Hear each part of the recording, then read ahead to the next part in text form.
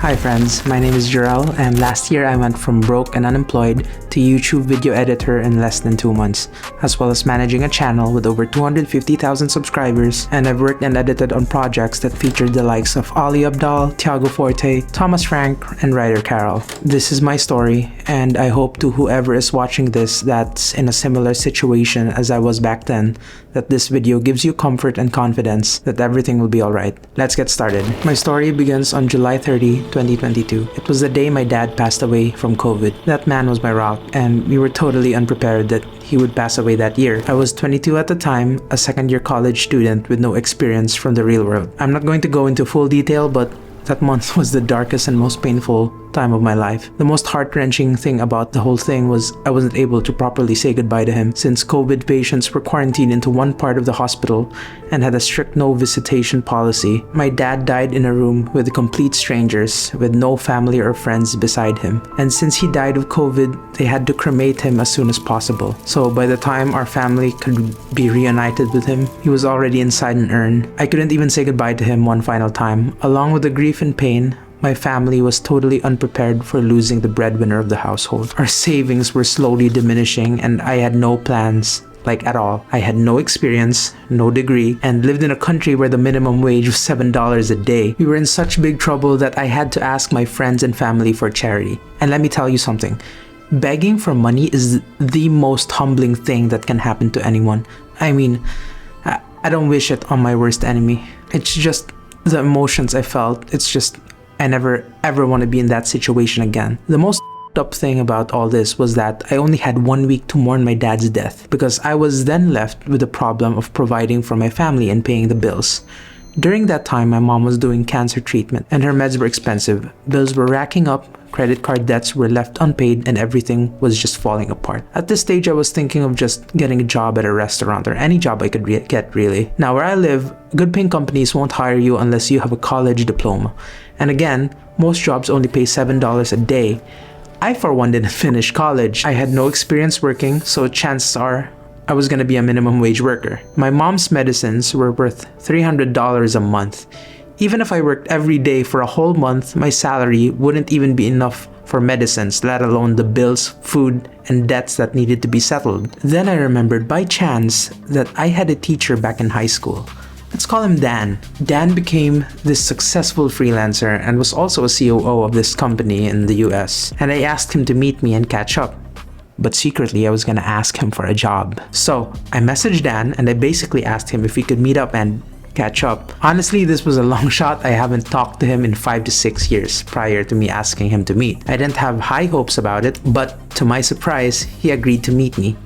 We sat down for a cup of coffee, I told him my situation, and I asked him for a job. And not only that, I asked him to be my mentor. First of all, I was desperate at the time, so I asked for any job he could give me. I was thinking maybe a virtual assistant or something, but he told me, hey, we're looking for a video editor. Do you know how to edit videos? I told him that I knew how to edit and that I dabbled with Premiere Pro. But in reality, I knew close to nothing. Yeah, that's right. I may have exaggerated how much I knew about editing. Basically, I knew how to open the app, and that was it. Now, before you judge me, I was in survival mode. I had to get this job. I had bills to pay, and I wasn't gonna let this chance slide. So, I was doing my best to sell myself as someone who could get things done. At the end of our meeting, Dan looked at me and said, hey, I'll take a gamble on you. You got the job. Can you start next week? I was ecstatic. So the first thing I did when I got home was I studied everything I could find about video editing. All the websites that had free and paid courses, you name it, Udemy, Coursera, YouTube, Skillshare. I wasn't gonna let him find out that I knew nothing about video editing. So I busted my ass off learning and familiarizing myself with Final Cut Pro, Adobe Premiere, and Canva. So 1 week flew by and Dan gave me a task to edit a simple educational video. Screen share, speaker mask, synchronized audio, you know, the basics. I failed.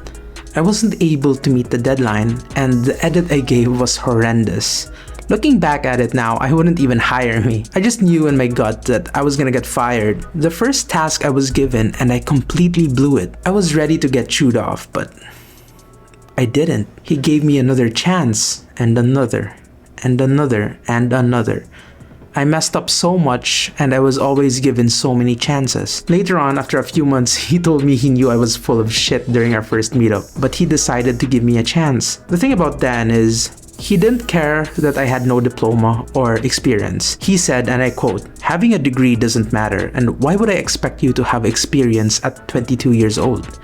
Basically, all he wanted from me was the willingness to learn along the way. So now I was motivated to learn and practice even more than before because now I wanted to earn my place in the industry. Looking back at it now, I had one unfair advantage that propelled my growth. You can see it as a disadvantage, but I had to force myself to get better and not be afraid to fail. Every day for the first 2 months, I worked on edits for the company, and at night I would learn everything I can, watch content, study it, and try to replicate it. You not, there was even a time that I dreamed of editing in my sleep. That was how driven I am. And I think one of the main reasons for that drive was that I couldn't fail. Because if I failed, I had no safety net. I'm not a degree holder. I have no experience.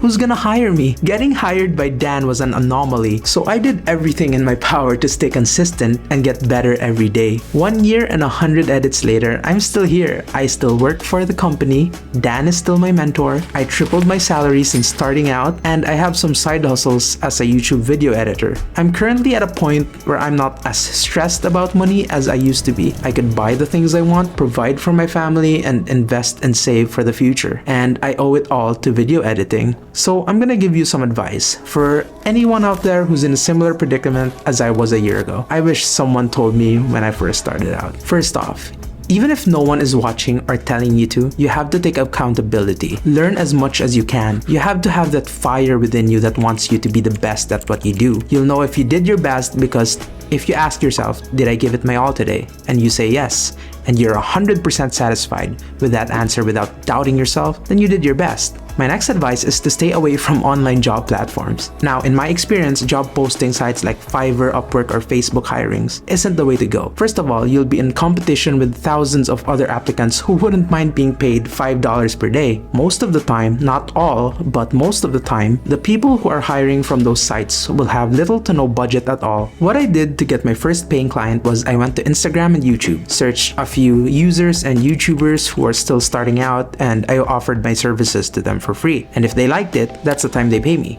Now, I'm not the best editor out there, I can promise you that, but that's not what clients are looking for most of the time. What they want is someone that shows up and delivers, and I did exactly that. So again, stay away from freelancing websites if you want those big bucks. Instead, go build a relationship with someone you want to work for, offer your services for free, and show them you're dependable. They will see your true value if you do it right. The next thing I wanted to talk about was that it's one thing to have a boss, but a mentor, that's another thing. Go find yourself a mentor. Find someone that's willing to help you out, teach you, and guide you every step of the way. Think of it this way. When you start off on your own, you're basically self-learning, doing some trial and error, seeing what works and what doesn't. Starting out, you won't have any tools, and you'll still lack experience and expertise. A mentor is going to be that someone that will help you by showing you the fastest way to reach their level because they already did the grunt work. They already did the trial and error. They already have the right tools to propel you to new heights. They already paved the way. All you have to do is follow it. P.S. When you do have a mentor and he or she teaches you all sorts of things, be sure to show them that you've taken their advice to heart and that you're actually implementing what they're saying, because nothing is more frustrating to a mentor when they don't see growth in the person they're teaching. For the past year and a half, I've learned as much as I can when it comes to editing videos as well as how to start and grow a channel. I've gone through a lot of courses as well as trial and error from clients' channels, and I'm just so passionate about all things YouTube. Currently, my next step is to get this channel going, help out as many people as I can, and if you want to come along for the ride, I wouldn't mind if you hit that subscribe button. My target audience for this channel is for those who are stuck in a similar situation as I was a year and a half ago. Someone who's starting out as a YouTuber or video editor, or someone who's afraid of the uncertainty of their situation. I hope this channel can ease your mind and help you on your journey at creating content, whether that be for your clients or yourself. Honestly, anyone can succeed on YouTube. You just have to put in the work, learn a few strategies, and keep the drive going. Just learn as much as you can. I have a great idea. How about you start right now and click on this video to find out more on why right now is the best time to start your channel. I will see you there.